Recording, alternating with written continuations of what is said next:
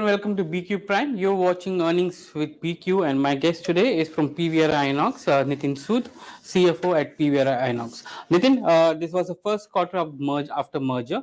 Can you take us through what the consolidated entity is looking like in the fourth quarter?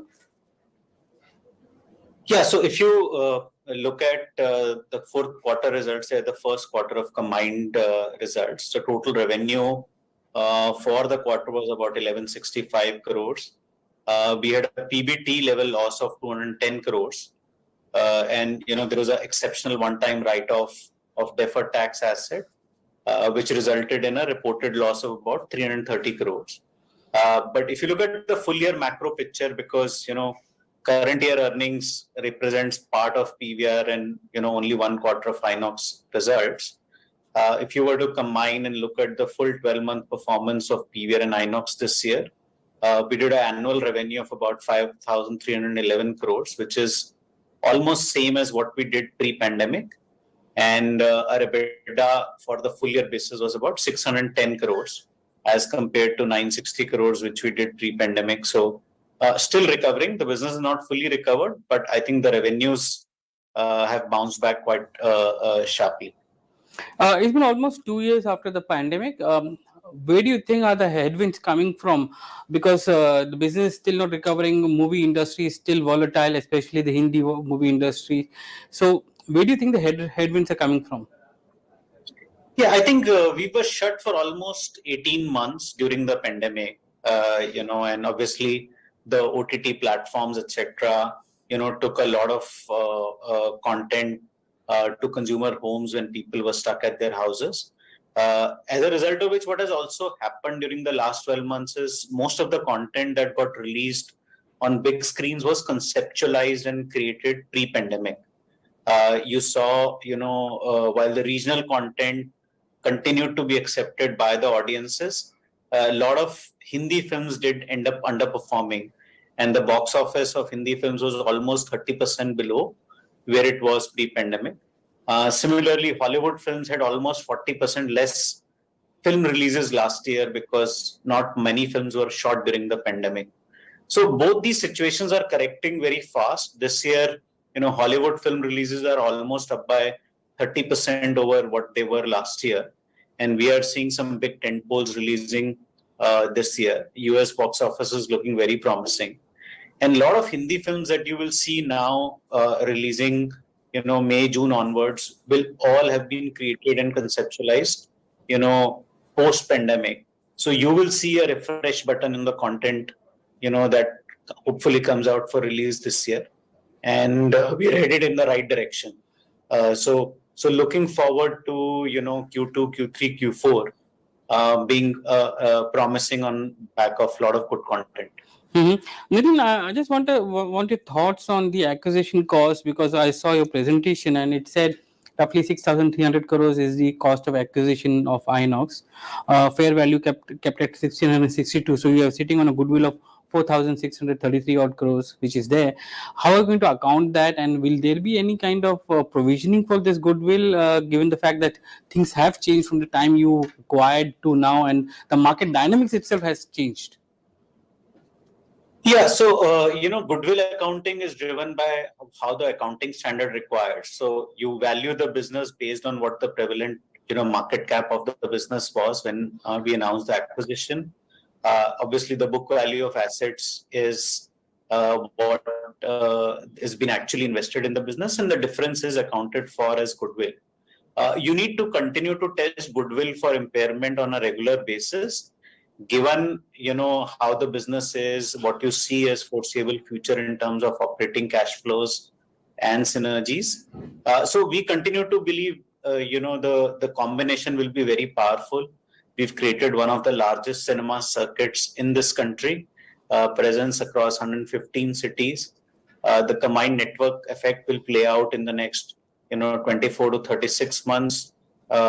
We will have a lot of operating synergies on both revenues and cost lines, and the cash flows of the business will be quite healthy. So, as a process, we'll continue to test goodwill for impairment, but, we believe it is quite well. And I don't think there is any need for any kind of an impairment charge in the near term. Mike, I was asking that because you have said that you're going to shutter 50 of your cinemas over the next 6 months odd, because they have reached their optimal cycle in the malls where they are present. Will that have an impact there? And how many of those cinemas are coming from INOX and how many from PVR? Yeah, so first of all, actually that will improve the situation because, on a regular basis, we continue to, look at properties which have, come to an end of their life cycle, and we can't really, do much to revive those cinemas. Those malls were built 10, 15 years ago. They've become obsolete. We are present in, bigger and better malls in some of these cities. So it's the natural life cycle of those screens, and all those screens are loss making. So when you shut down a loss making screen, you actually improve the operating profitability of the core business. So it will have a positive impact. And our focus post the merger is to improve unit level economics, make all the screens even more profitable than where they are. And that's the thought process behind the closure. How many of them are coming from INOX and how many from your end? Almost equal. I think 26 screens from the INOX portfolio, 24 screens from PVR portfolio, roughly almost similar kind of a number. You spoke about the fact that there is a volatility in the Hindi cinema base, and that's impacting ticket sales. While on the other hand, you had regional cinemas which are doing pretty well. Now, if I look at your share of the Hindi gross box office revenue is pretty healthy, but when I compare that with your share of the gross of box office revenue for regional movies, it's in the 30s, which is 30% which is there. What is your strategy for the regional, considering the fact that number of screens that you have, it's more in the regional side and southern side as compared to northern? Yeah, so out of the 1689 screens that we operate today, we have more than 500 screens which are in South. So that South represents almost 1/3 of our circuit.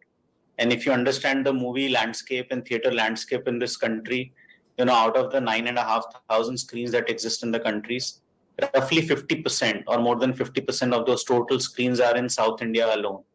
And that's one market which has been a little slower in terms of multiplex screen penetration. Markets like Tamil Nadu, Kerala, Andhra, Telangana still have a huge amount of single screen theaters.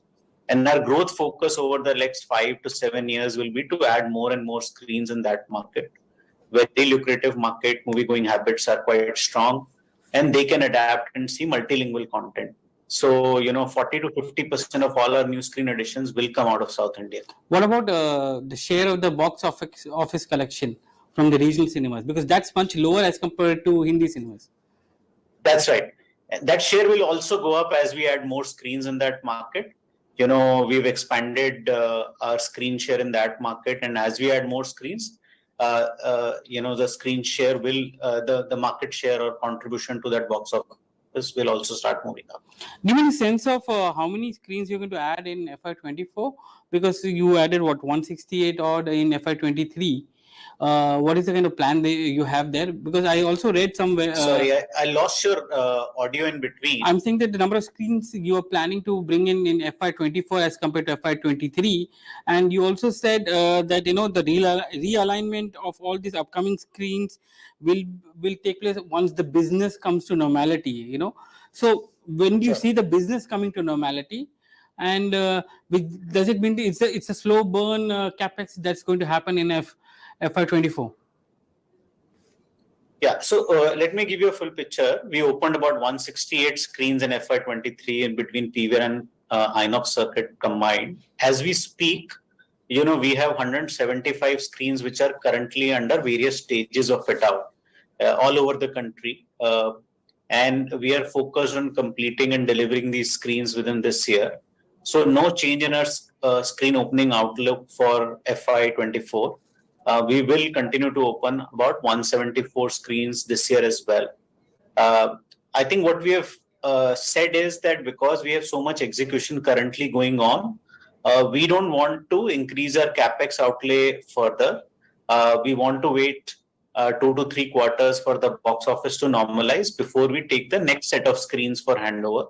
And the pipeline continues to look huge, and those screens, once we take handover off, will open later half of FY25. Mhm. Uh, Give me a sense of how the market is looking now, because from a content point of view, we saw OTT having its own share of eyeballs, which is there, and are you seeing more footfalls coming back to the theaters to pre-COVID, which is above pre-COVID levels, or is it the content which is going to drive the footfalls, and you're not seeing that kind of content coming in, and whenever the movie good content movie comes in, you see the football coming. So there's no consistency of content coming from the Hindi or Bollywood as we speak.